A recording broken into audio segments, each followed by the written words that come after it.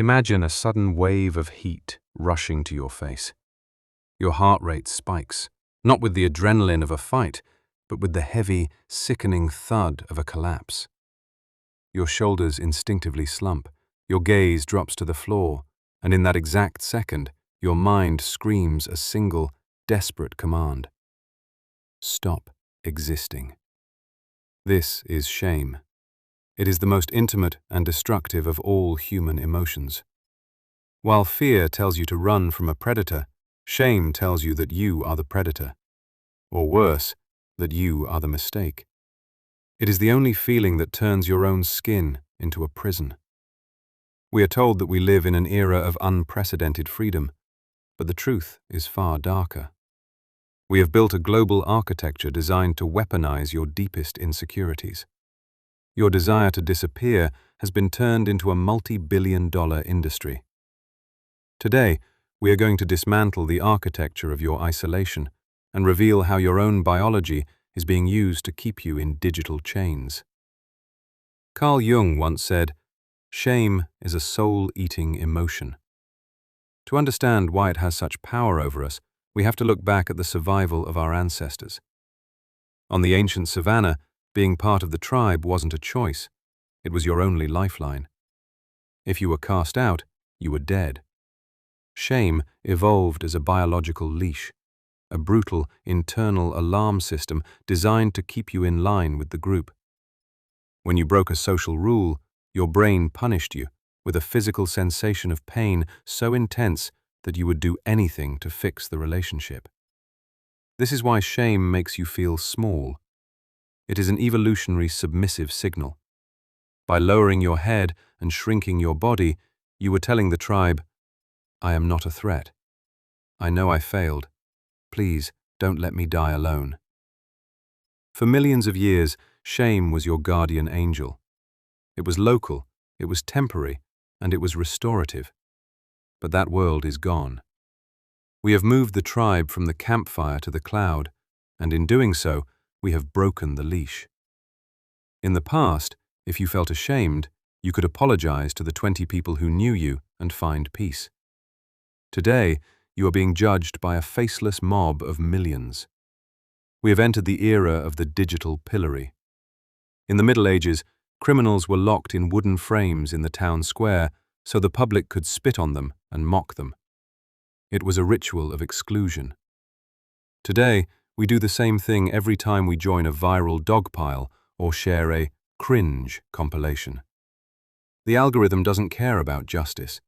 It cares about the dopaminergic high we get from collective shaming. As John Ronson noted in his research on public shaming, we are using these platforms to create a stage for a grand theater of cruelty. When we shame someone else, we feel a fleeting sense of moral superiority. We feel safe. We feel right. But the cost is a culture of permanent records where a single mistake is indexed by Google for eternity. In this world, there is no restoration, only the endless echo of your worst moment. This leads us to a terrifying paradox. To protect ourselves from this global judgment, we have started to build digital bunkers. Look at your social media profile. That isn't you. It is a carefully curated, highly filtered avatar designed to be bulletproof. You show only the highlights, the successes, and the perfection. But the more perfect your avatar becomes, the more you begin to hate your true self. This is the foundation of the modern imposter syndrome. You live in a state of chronic anxiety, terrified that someone will pull back the curtain and see the real you, the one who is tired, messy, and flawed. You are ashamed of your own humanity. Brené Brown famously said, "Shame thrives on secrecy, silence, and judgment." By hiding behind a digital mask, you are giving shame the perfect environment to grow. You become a stranger to yourself, trapped in a cycle where you are loved for who you are pretending to be, which only proves to your subconscious that the real you is unlovable. This insecurity isn't an accident. It is an engineered necessity for the modern market. Ask yourself, how much money would you spend if you were truly satisfied with who you are? The answer is almost nothing. The global economy of attention is built on a manufactured sense of not being enough. To sell you a product, the system must first give you a reason to feel ashamed of your natural state. Beauty filters are a primary weapon in this war. They don't just enhance your photos, they recalibrate your brain's definition of what a human face should look like. When you turn the filter off and look in the mirror, the gap between the digital ideal and the biological reality creates a hit of shame.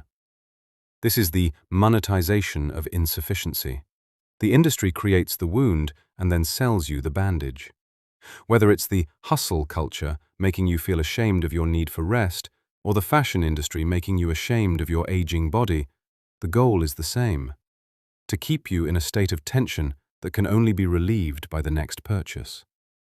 But the most dangerous part of this architecture isn't what it does to your wallet, it's what it does to your nervous system.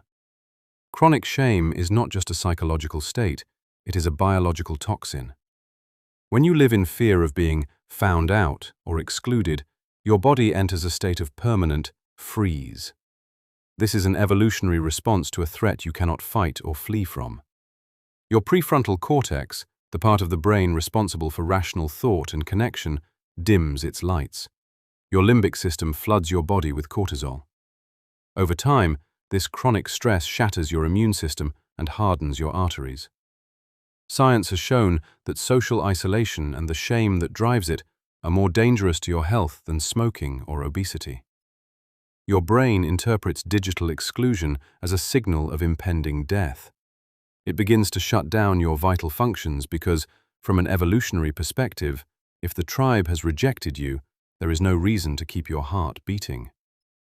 We are being farmed for our insecurities. We are being kept in a state of isolation because lonely, ashamed people are easier to control and more likely to consume. We have traded the warmth of the tribe for the cold glow of the screen, and we are paying for it with our lives. But there is a way out of the architecture. Shame loses its power the moment it is spoken. It cannot survive empathy. When we dare to be seen in our raw, unfiltered, and imperfect state, we break the algorithm. We reclaim our biology. As the poet Leonard Cohen wrote, "There is a crack in everything. That's how the light gets in." Your flaws are not your failure. They are your connection to the rest of the human race. The next time you feel that wave of heat, that urge to disappear into the shadows of your digital bunker, remember that you are being lied to. Your imperfections are the only things about you that are real. The system wants you to be ashamed of your humanity because your humanity is the only thing it cannot own. Have you ever felt like an imposter in your own life? Have you ever felt the weight of the digital pillory? It's time to stop hiding. Leave a comment about the mask you're tired of wearing. Let's start breaking the silence. Subscribe to the channel as we continue to dismantle the codes that try to govern your mind. It's time to step out of the shadows. Reclaim your right to be seen. Until next time.